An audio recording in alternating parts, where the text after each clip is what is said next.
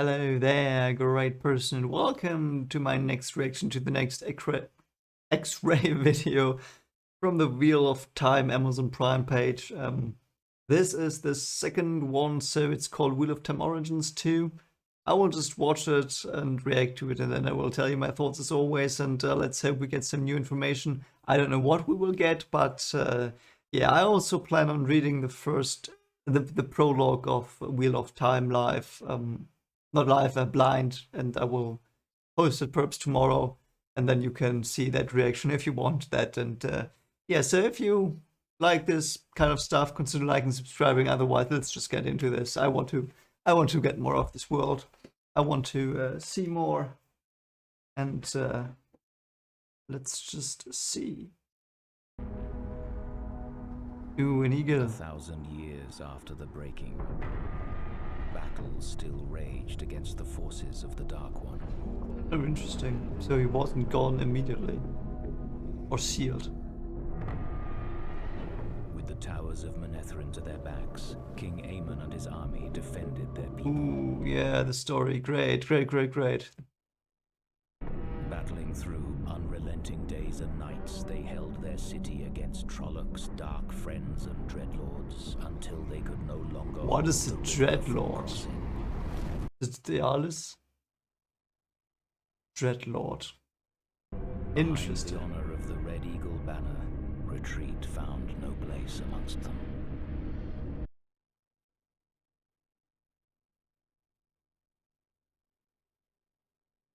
Is it an eyeless? Yeah, it's an eyeless dude.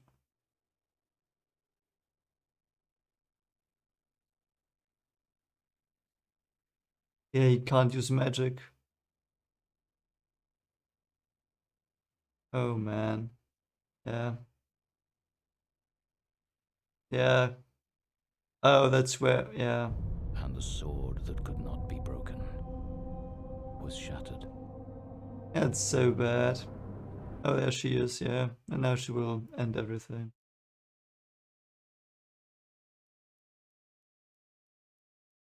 From behind the walls of the emptied city, Queen Eldrine sank with King Aemon's death.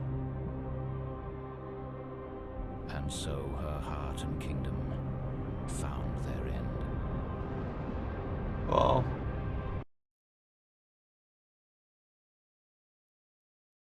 Yeah. That is so bad, yeah. Because of those stupid a-holes in the city. And today, in the Two Rivers, where Manetheren once stood, the wheel continues to turn.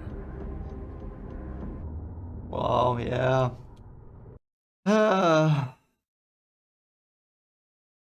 Yeah, it's like I said, it's such a good story. It's funny that in the episode it was longer and more in depth and even more emotional, though I enjoyed the pictures as well.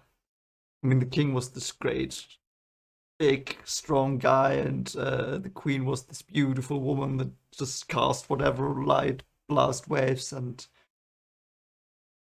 yeah, it's, I mean, what can you take from that story? I don't know. I mean, you can take things from it, but I would have to think about it. I mean, it's like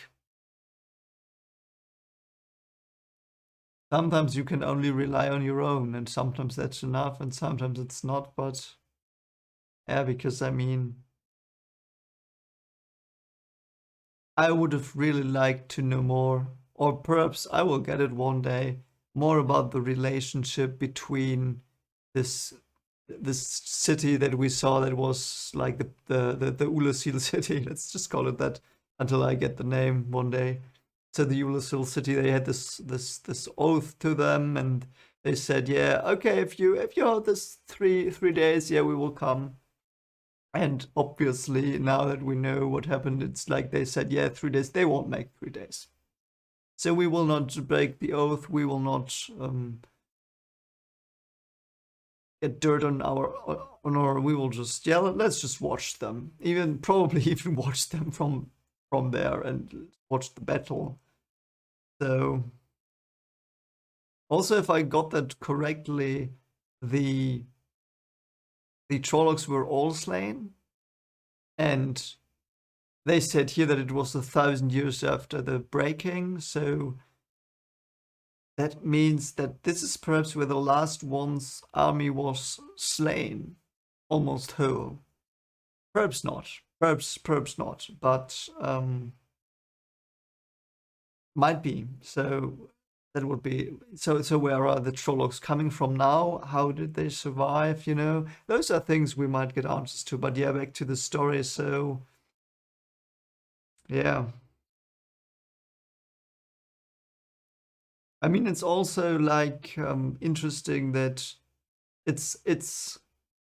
I mean, the breaking already happened, so it's already that male people, males cannot use the one power, and females can. Though we don't know whether there were female Aes Sedai in the army of the king of King Aemon. I think it's Aemon. It's the same name as in Game of Thrones, but obviously this is probably earlier written.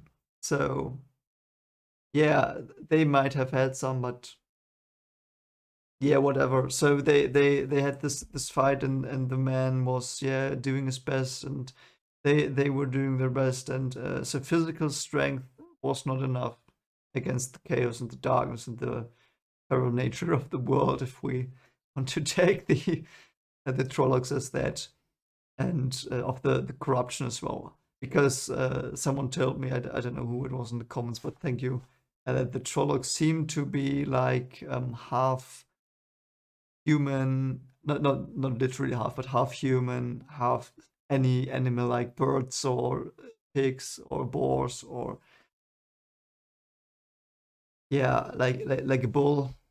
And so that as well, that is a corrupted person, a person whose animalistic side is taken over. And you can, I mean, you can, if you run over the if you go on a walk at night, you might meet some person like that.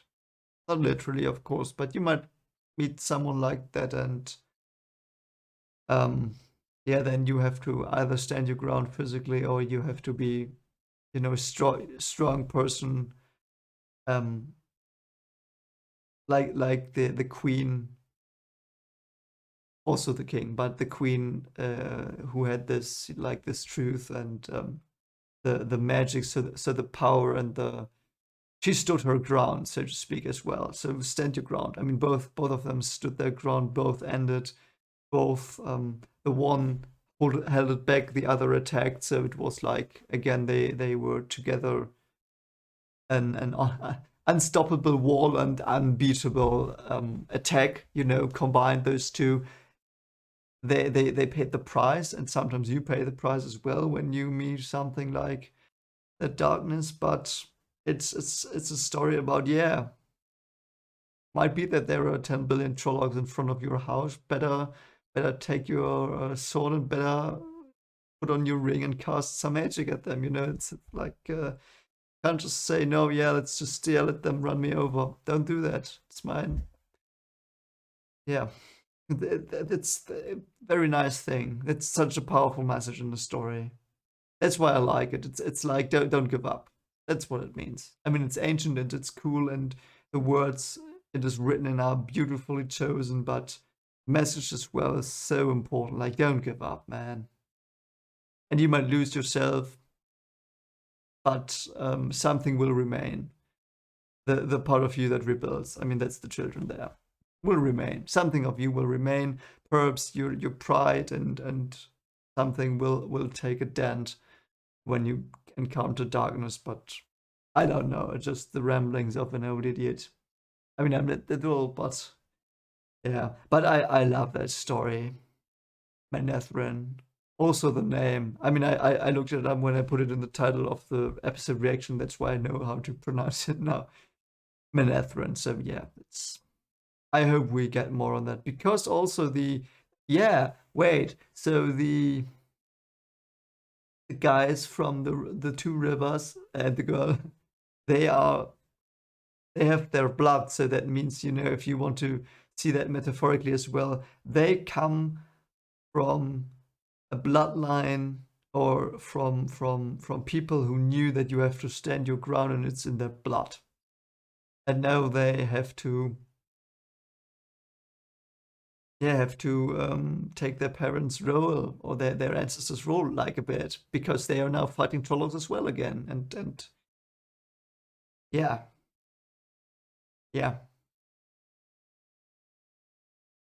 Very great. I like it. I like these little bits.